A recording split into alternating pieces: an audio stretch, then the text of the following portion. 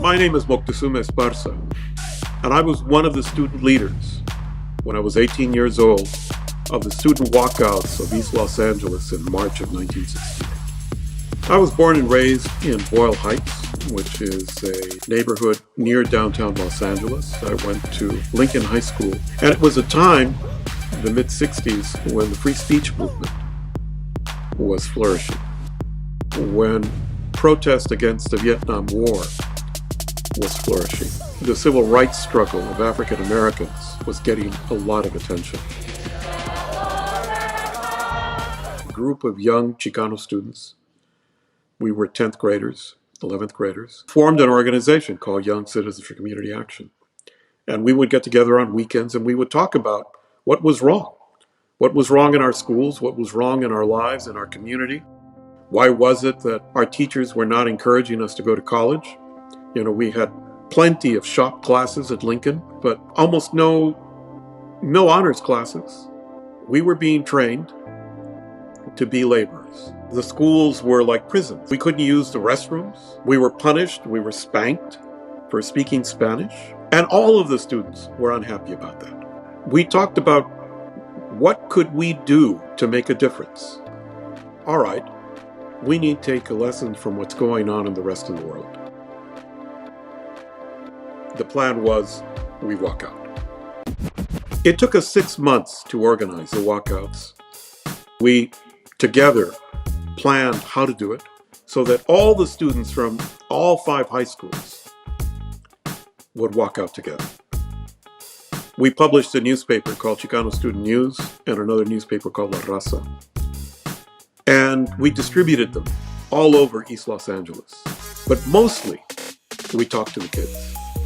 And the comparisons that we showed them of how other kids got treated, what other schools looked like in affluent parts of Los Angeles, and how that was a contradiction to the Bill of Rights, that there's equal treatment under the law. And then they would go talk to their friends. And this was our way to spread the word. So it was time. I walked right onto the campus, and I walked inside the school building. And I started yelling, walk out, walk out. And we were worried because we didn't know if the students were going to follow, because they didn't get up and walk out right away. You know, it seemed like an eternity. 36 seconds went by, 40 seconds went by, and then they started to get up. And then they started to stream. And then it was a river of students storming out of the doors and picking up the signs that we had prepared for them and marching up and down the street, yelling, "Brown is beautiful. Fairness and freedom for all." 20,000 high school students walked out and shut down LAUSD, Los Angeles Unified School District, for almost 2 weeks. Massive marches and presentation of our demands were made. We knew that what we were doing could be dangerous. And in fact, the second day of the walkouts, instead of honoring our right to protest, instead of honoring the Bill of Rights, freedom of speech, freedom to assemble, and the police came and beat us up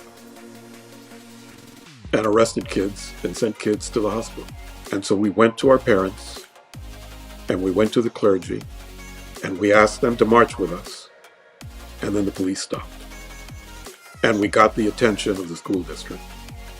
And then they agreed to go to our campus, our community, and listen to our grievances. And the world changed. There is now a professional class of doctors and lawyers, entrepreneurs, engineers, who were able to achieve that in their lives because of what students did in March of 1968, which was to risk their lives to stand up for their rights. The walkouts let us know that we had power, that the civil rights, the Bill of Rights, the Constitution was ours as well, that the promise of the United States was a promise to everybody.